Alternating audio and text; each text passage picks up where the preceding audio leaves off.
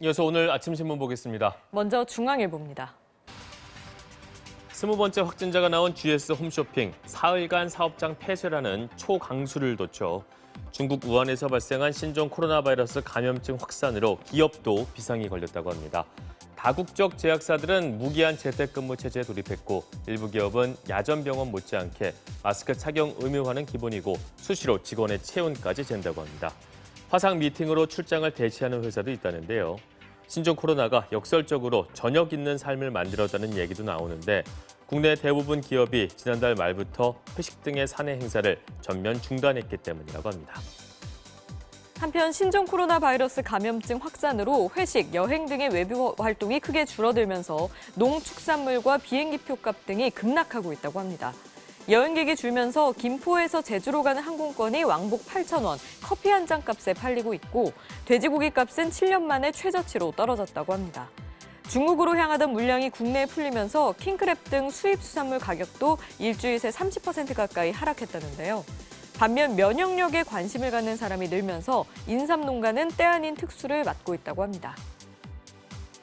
지방자치단체와 공공기관, 대학들이 내놓고 있는 신종 코로나 방역 대책이 제각각이어서 혼란을 부추기고 있다는 내용입니다.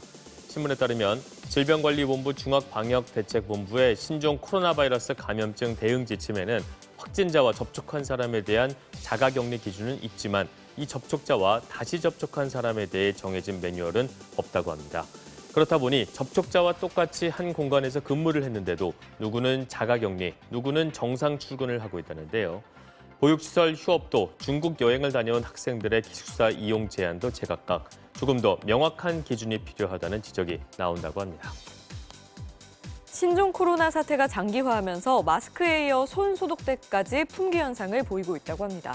중국 내 손소독제 수요가 폭증한 탓에 국내 제조사들이 중국 등에서 수입해서 온 원재료인 에탄올과 포장 용기를 구하지 못하고 있기 때문이라는데요. 이 때문에 설 연휴 직후인 지난달 말만 해도 온라인 쇼핑몰에서 500ml 한 통에 6, 7천 원이던 손소독제가 지금은 2배 가격에 팔리고 있다고 합니다. 신종 코로나 확산 여파로 때 아닌 보육대란을 겪는 워킹맘들의 시름이 깊어지고 있다는 내용입니다. 문 닫는 어린이집이나 유치원이 늘고 있는 데다 감염 걱정에 선뜻 외부 육아 도우미의 아이를 맡기기도 어렵기 때문이라는데요. 결국 궁여지책으로 친정이나 시댁의 육아를 부탁하는 맞벌이 부부들이 늘고 있는데 상황이 이렇자 청와대 국민청원 게시판에는 맞벌이 부모들이 회사 눈치 보지 않고 가정보육을 할 수 있게 의무적으로 휴가를 쓰게 해달라는 요구가 빗발치고 있다고 합니다. 그런가 하면 방역당국의 신종 코로나 바이러스 감염증 외국어 안내가 부족해서 국내에 머무는 외국인들이 정보 사각지대에 놓였다는 지적도 나온다고 합니다. 신문에 따르면 신종 코로나 중앙사고수습본부와 중앙방역대책본부는 지난 5일 신종 코로나 정보를 제공하는 홈페이지를 개설했습니다. 하지만 외국어 서비스는 갖추지 못했다는데요. 그렇다 보니 외국인들은 재난 안내 문자를 번역해보거나 TV 뉴스에 나오는 영어 자막 정도로만 신종 코로나에 대한 소식을 접하고 있다고 합니다. 요즘 문화 전반에 부는 이른바 탑골 열풍이 광고 업계로도 이어지고 있다고 합니다. 옛날 영상을 그대로 내보내는가 하면 과거의 인기 광고를 2020년 버전으로 새롭게 만드는 시도도 뉴트로 열풍을 타고 잦아졌다는데요. 트렌드를 앞장서서 이끌어가는 광고계에서 옛 콘텐츠를 활용하는 것은 흥미로운 일인데 뉴트로 영상 하나만으로 15초라는 짧은 시간 안에 신세대들에게는 신선함과 호기심을, 구세대들에게는 추억을 불러일으킬 수 있기 때문이라고 합니다. 동아리 활동 금지, SNS 프로필에 여행 사진 금지, 선배 없이 새내기 3명 이상 학교 근처에서 음주 금지. 최근 한 대학 간호학과 단체 채팅방에 올라온 20학번 신입생 공지사항이라고 합니다.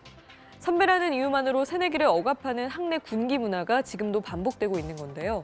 대학 내 군기 문화는 통계로도 드러나는데 한국형사정책연구원이 지난해 대학생과 대학원생 1,902명을 조사한 결과 인권 침해 피해를 한 번 이상 경험했다고 답한 비율이 전체의 절반 가까이 됐다고 합니다. 주된 가해자는 선배였고 학생들은 사생활 통제와 강요, 집단 따돌림 등을 가장 많이 경험한 것으로 나타났다고 합니다. 아침 신문 살펴봤습니다.